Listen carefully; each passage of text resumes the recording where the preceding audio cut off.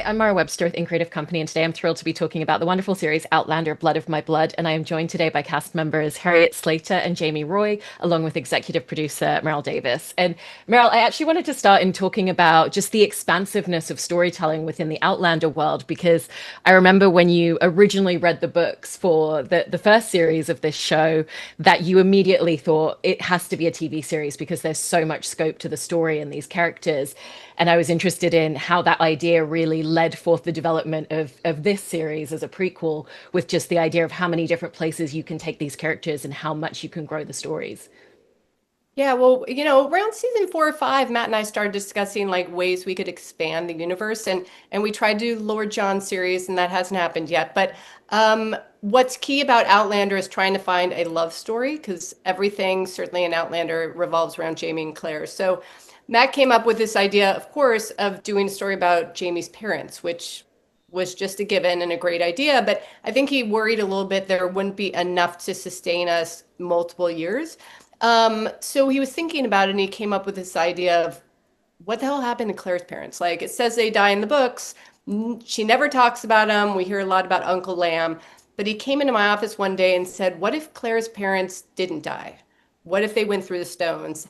And if there was like a version of my head exploding, I think that's what would have happened in that moment because I was like, that's so brilliant because not only is it a great solve for that mystery of what happened to Claire's parents and opens up a huge new avenue of stories to tell, but also I love the idea of the fact that Claire and Jamie's parents actually helped Claire and Jamie get together. It's such a full circle moment and it's so fitting. And to be able to tell stories of two different couples and their love story was just it just opened up so many avenues for story that I just said that's brilliant, amazing. Let's do it.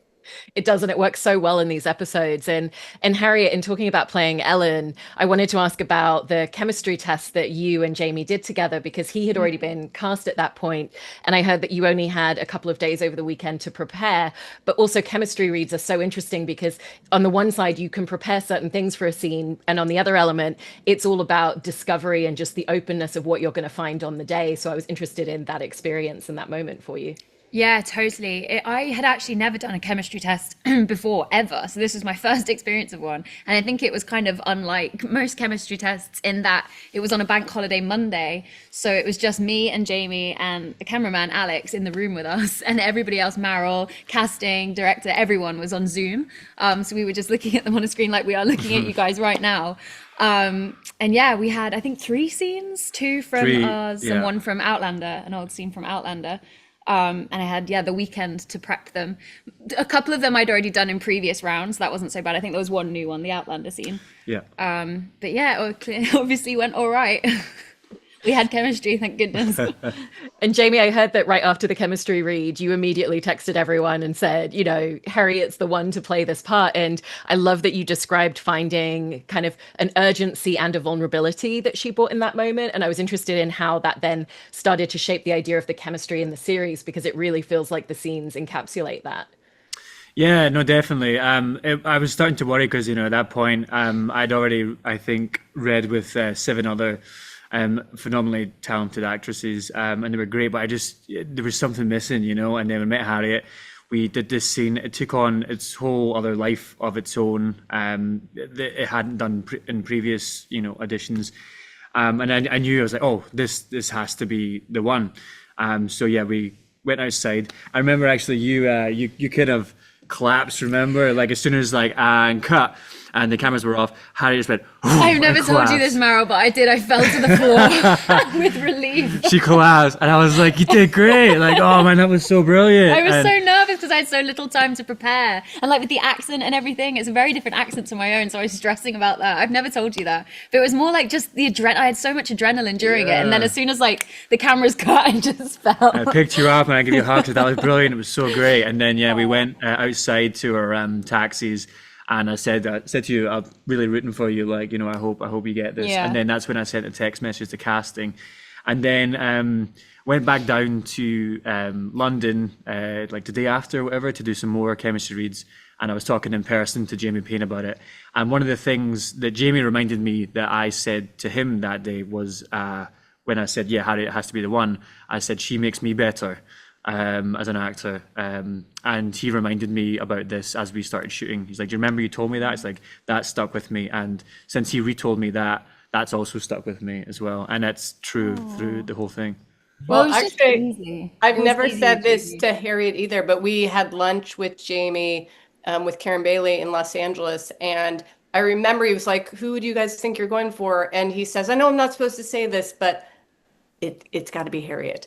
And so I think from the beginning, I love that he was so into it, and before Harriet and kind of knew before we even did that's who we were going for. So Aw. I remember you saying that afterwards. I remember you saying I'm rooting for you, and I was like, oh, I bet he says that to all the girls. yeah, he's like, But you actually were. Thank you. Maril, also coming back to what you were talking about before about the romanticism, which is so much at the center of this story in this world. I was curious about just the way that really shapes so many of the creative choices going into making a show like this, because it's not just about the storytelling, it's, you know, the way that you film the landscapes, the way it's directed, the music composition that we see. And so how does that really become the central driving force of so many different decisions and choices? well, actually, and weirdly, it doesn't. Only in that we've always said, we always say Scotland's number one on the call sheet because her beauty and wanting to not exploit it, but wanting to celebrate Scotland. And the thing that Blood of My Blood gives us is we get to go back to Scotland because Outlander is known for being in Scotland, but yet we have not really been there that much since the end of season 2. So coming and doing Blood of My Blood, we get to celebrate her again and show her off in all her beauty. But we often say to the directors, let's not, we don't have to push the romanticism because the story, the relationships, they're already there. And the setting we're in is already beautiful. So just let it play out naturally and focus just on the characters and the relationships. And through that, we will feel the romance coming out. I actually love that. And Harriet, you were mentioning obviously the dialect for this, and I was just interested in your process of really kind of capturing those sounds because it's so specific, but also there's such a beautiful rhythm and cadence and kind of musicality to the accent as well. And I was just interested in how you really approached that. Yeah, oh my gosh, I think it's such a beautiful accent. We have a brilliant dialect coach on the show, and he is there every single day on set, which is a level of support that I've never had on a job before. It's such a privilege. And yeah, I think it's tough, but also I love using other accents in my work because I think it helps you to remove yourself from the character and really become this other person. And like with the specificity of it, I think we're all kind of doing slightly different accents, which is what was wanted. So it's not like we're using a specific reference to copy or anything like that. We all have our own, like in life, like I speak very differently to my sister, even though we grew up together, we were raised by the same parents in the same town, but she had, different friends and different experiences. And so we speak slightly differently. And I think it's the same in the show. But yeah, it's for the chemistry read, I actually asked my friend Ryan if he would help me with the accent because I'd never had to use a Scottish accent before for anything. It wasn't on my CV or anything like that. And he was so wonderful and sent me a whole load of voice notes to help. And then he actually ended up being cast in the show as well. It's Ryan Fletcher who plays McKinney. That's amazing. We've actually had some of our crew members come up and say how flawless Harriet's accent is. And Scots are notoriously tough on people who try the accent and don't succeed. That's so nice to hear. That means a lot coming from them. Jamie, in your portrayal of Brian, his home life is such a tough situation in terms of his relationship with his dad, played by Tony Curran, and he's someone who very much lives his entire life and existence in the shadows. And it kind of feels like through meeting Ellen, it's a space where he feels like he can really be himself, which is such a rarity for him.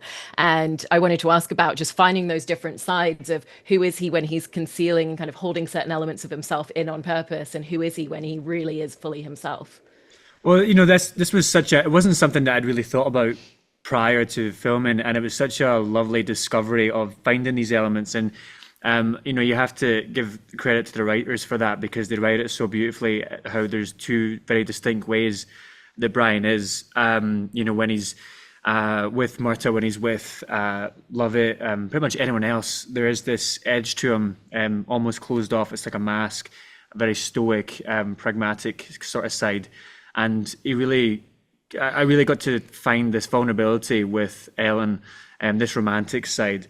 I mean, some of the lines that Brian has, my God, they're so lovely and poetic, and you're just like, wow, that just came off the top of your noggin. Like, you know, it's beautiful. And this guy's a romantic. But yeah, just being able to, it was really nice for me personally to have the two sides like that, because I really do feel that, you know, when I'm doing scenes with Harry, it's completely different, you know, when I'm doing scenes with anyone else, because there is this vulnerability which you get to explore, and it's like almost like a breathe out. Like I kind of just almost feel like when I'm with everyone else, it's a breathe in, like bracing, and then when I'm with Ellen, it's a breathing out. And hopefully when you watch it, you'll be able to feel those two sides. I love that description of it. I just realized something.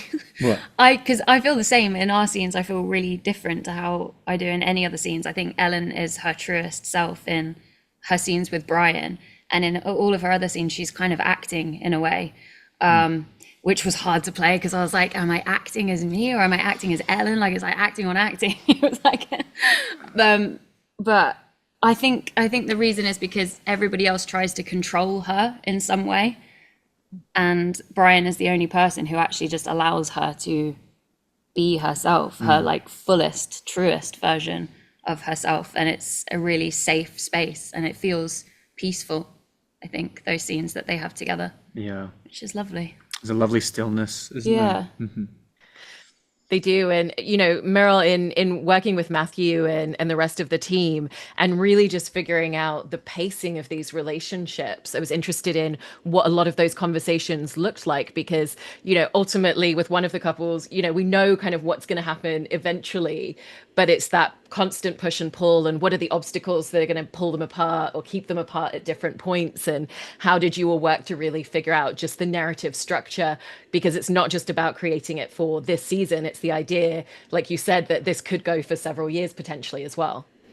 Yeah, kind of in general, we just kind of highlight one couple, and one couple maybe will be at the forefront for one episode, next couple of the others. Certainly in episodes 1 and 2, one is definitely Brian and Ellen in their first meeting, and then 2 shifts to kind of show the meeting of Julie and Henry. So it's just trying to balance that and just making sure, and we are also at pains to make their relationships feel different. They are both incredible love stories, but they've evolved in different ways. Like certainly Henry and Julia has had a chance to get to know each other through letters, whereas Brian and Ellen, it's such a thunderclap moment, and it's a love at first sight.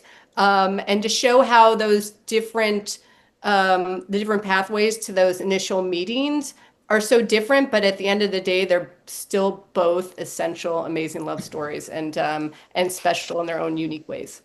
They are. And Harriet and Jamie, in those first couple of scenes where your characters meet in episode 1, the first time they meet, it's just about this instantaneous chemistry, and they don't even know each other's names. And then when they make that intention to meet by the water, it's the conversation and the reveal of all of that. But I also heard that in that scene in particular, where you were filming, the water was just so noisy that because you're not standing near each other, you couldn't even hear each other. Yeah. And wanted to ask about just finding the right chemistry for both of those scenes, because they're kind of different points of attraction. You know what's so funny is, like, it just came to my head there that that scene, how difficult, the bridge scene, how difficult it was to film on the day, and how like that kind of mirrors like how many obstacles there are between Brian and Ellen, right? Love that. Because we had the weather, we had the earpieces not working, and being able to like work out certain things. Harriet's horse behind her was having a fit halfway through. He just decided to use that moment to take a massive dump when he was in the back of my shot. That's all I'm saying. She's saying something really romantic, and I'm just, this horse is going all Emptying his bowels. all over the place. In short, it was very unromantic to film. So but obviously it's been edited very well, or maybe there was it's just. That and don't get me wrong. Like Like there was definitely moments, while filming The bridge scene in particular, which it does, you felt the connection when we get a little bit closer. Yeah, and it was a lot easier. They were lovely. When I could feel my face, and was because could the wind hear was each blowing. other. The wind was blowing so much as well, and it was icy cold that that day my body just didn't want to work. But the stable scene was really lovely to film, because we ended up filming that at the start of production, and then we came back to it at the end because it was a bit of a creative difference and wanted some other things to change, so we did that right at the end. But it's quite poetic, wasn't it, to film that at the end, because we'd been through the journey of Brian and Ellen, we'd been through all these obstacles and everything, and then we got to go back right to the point where they first met. And as actors, I felt like we had grown so much, and we got to know these characters so well, so we knew exactly like, oh, this is where we've ended, and now it's clearer where we're starting from. And it was just a beautiful day, wasn't it? And also we knew each other so well by that point, and I think that comes across a little bit in the scene. It feels like these people, it's almost like they've known each other before, which I think works for the story, because they're kind of fated to be together, really, and it's described like that in the script. I think it's like two souls who just know that they're destined to be together. And actually, the first time we shot that scene, we didn't have the moment where we look through the slats in the wall and see each other. And I'm so glad that we reshot it and included that, because I think that's such a beautiful, romantic moment.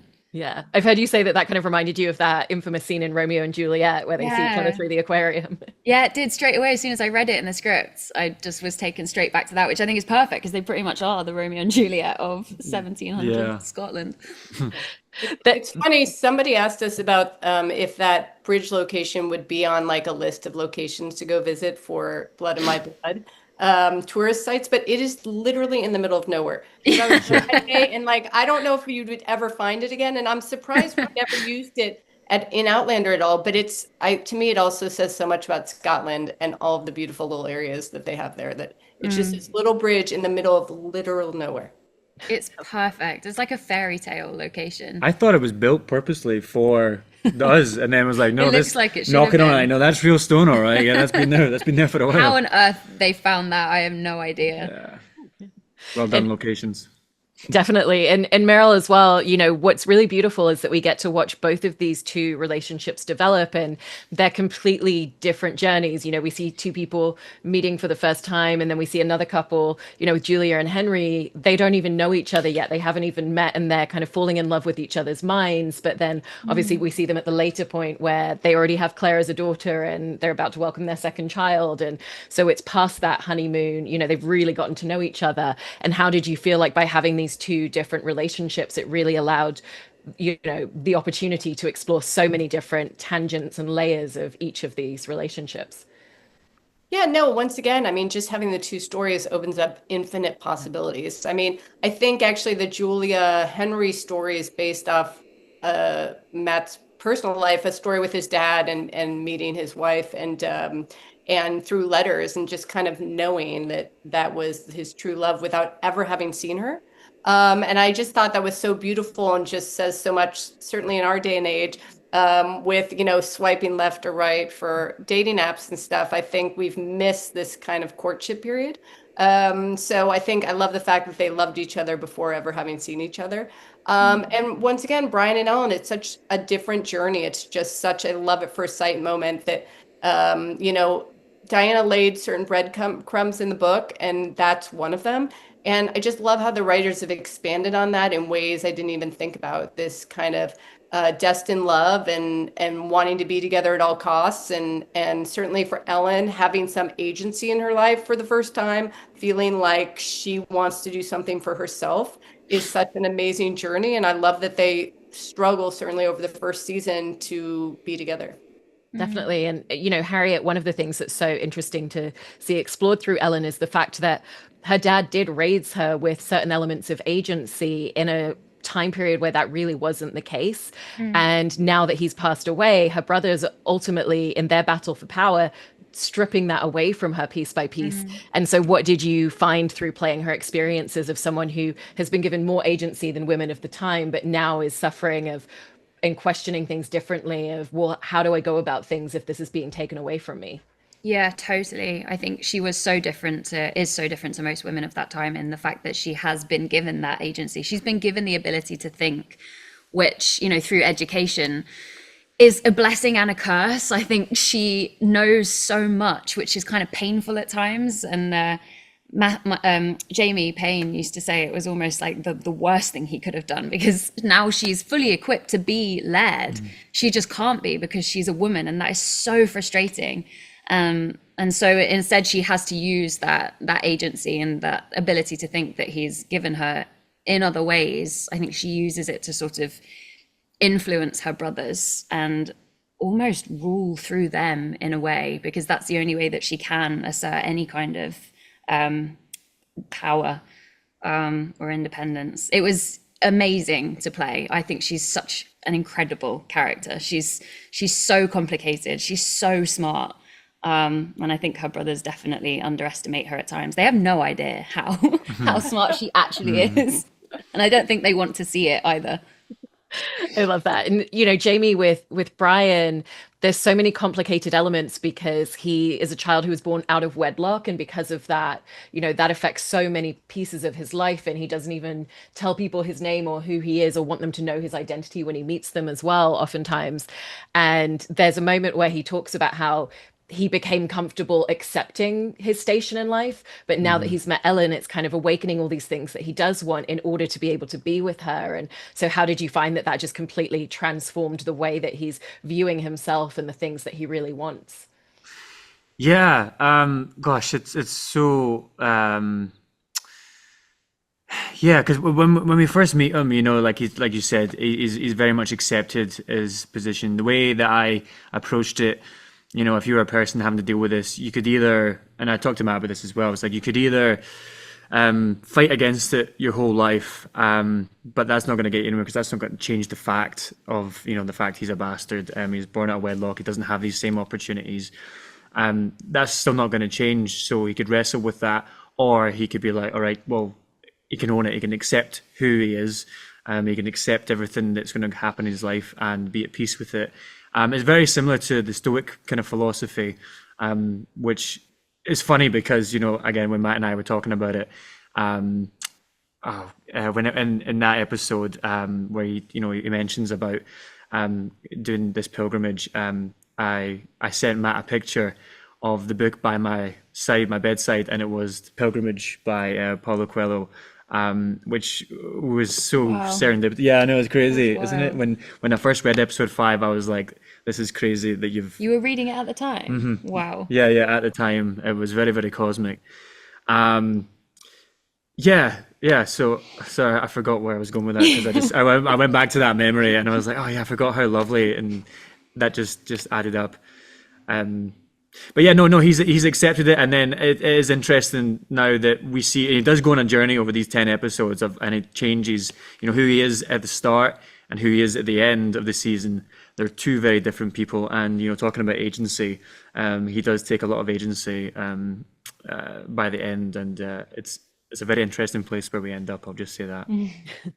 Maril, also, one of the great things is, as well as covering these stories with these two couples and these relationships, it's also about all of these different family dynamics. You know, we see Ellen's relationship with her father, but also all of her siblings and how that impacts things. And then what does her family's relationship, how does that impact, you know, their relationship with other families and other clans in the area as well? And so how did family and the idea of different clans also become such a central part of the storytelling in this series? Well, one of the things that Matt and I talked about in the beginning, that the difference in this show that we were trying to explore, was the idea that this was the clan system was a little like the mob family system, and certainly kind of like the Sopranos, that each clan and their clan head operate in that way, and exploring that dynamic and the kind of push and pull between all the clans. And having that be a little more at the forefront than we did in Outlander. And I love that because it adds so many layers of complexity. And certainly, even within just the Mackenzie family, you can see there's so many family interesting dynamics between Ellen and her sisters, and kind of the jostling of position between Ellen and her brothers. And like Harriet already said, I mean, had Harriet been born a man, or not Harriet, but had Ellen been born a man, or Harriet, she certainly would have been Laird. She was by far her father's favorite. And I think that also creates some jealousy for the other family members. But you can also see how we explore the idea that women were basically bartered with. I mean, they were used as pawns in marriage and to form alliances, and how difficult that must have been to not be in charge of your own destiny. And I think that's certainly one of the themes of Blood of My Blood is destiny, what you were meant to be, what you might want to be, and exploring that. And I think Ellen is one of those key figures in that story. It also makes me think of the line where Ellen talks about feeling like she's a chess piece in a game that someone else is playing. But it's really fascinating to see how does she try to figure out making moves by herself. And, Harriet, what was that experience for you and kind of stepping inside of her and just seeing how does she try to reclaim some of this autonomy for herself in a way where she can't do it in the traditional ways, just to kind of be quite subversive about it and, maybe trick her brothers into thinking something was their idea when it wasn't. Yeah, totally. Oh my gosh. It was such a joy to play because it's just it was so complex, and I would send the longest emails to the writers being like, "Can I just clarify this? So at this point, like what is her plan with this line? And can I just check that I know exactly like where she's going with this one, because it was so complicated what she was dealing with. It was actually quite hard for me to understand at times. Ep 3 especially, she's like really puppeteering her brothers, and it was amazing. It was amazing to play. Sorry, what was the other half of the question? I feel like you said something else. Just about how she kind of like really tries to find her own moves so that she feels like she has more control over it all. Yes, totally. I mean, I think coming back to what you said about her, like learning to think, I think that's the way that she saves herself ultimately. She has to use her intelligence and her powers of persuasion, which she learns from Aristotle, in order to influence the people who are actually making the decisions about her life, which is new to her. Up until this point, she's been her father's favorite, and he's always protected her from that. She's always said she doesn't want to marry for the sake of the clan, and he allowed that. And then as soon as he's gone, she's vulnerable and exposed, and her brothers use that. Like you said, they use her as a pawn in their own game of chess in order to secure their own alliances. And she has to find her way out of that. Yeah. Jamie, there's also a really lovely friendship which burgeons between Brian and Julia as they get to know each other, and they kind of become quite protective over each other. And it also feels like for him, there's an element of knowing everything that his own mother went through and knowing that he couldn't have protected her from that maybe he can with Julia. And so how did that also really become formative to that friendship as it starts to build and grow throughout the series? Yeah, I mean, I think first of all, what you said was really like kind of nail on the head, really, like this protective thing, which he gets from his mum, because she's obviously, he didn't learn that from Lord Lovett, that's for sure. But that's why he remains at Leathers, is to make sure that she's all good. And now Julia's come into the picture, and he does feel a sense of responsibility for looking after her as well. And it's really nice to see how that relationship plays, as episode we've seen, I think it's 4 maybe. I think it's 4. As we go on anyway, and they go on a little adventure together and stuff. And it's a real bonding moment between the two characters, and they see like how they can help each other. And yeah, and it's interesting to see how that plays over the course of 10 episodes. It's like any friendship, it has its ups and downs. Yeah, I guess without saying spoilers, it's an interesting one to watch. Did you also find that a lot of the morality and the goodness that you find in the character kind of almost comes from a sense of rebellion against his father and watching the things that he's done? Oh, absolutely. Yeah. He's not been successful with it either. Oh no, I mean, talk about a father figure, Father of the Year award. Yeah, no, he's definitely not winning that one. It's interesting because what Brian sees in Lovett is everything that he doesn't want to be. So it's like, okay, whatever this guy is doing, I want to do the opposite of that, So it's, if Lord Lovett is very dishonest, he's going to make honesty his big thing. If Lovett has a sense of duty, which he does not, though that's one of the most important things to Brian, So when you combine seeing the things that he doesn't want to be, but then also with a loving and nurturing mum, because I do think Brian is a mama's boy at heart, they have a really lovely bond. And getting to work with Sarah Vickers for that, by the way, oh man, she was brilliant. Every time I see her, I feel like, I give her a big hug like she's my mum. I do feel protective over her actually in real life. And yeah, she was a gem to work with. Yeah. Well, I really love everything that you've all crafted in the series. So congratulations on it. It's really fantastic. And thank you so much. Oh, Thank thank you you. It's so been a much. pleasure. Lovely chatting to you.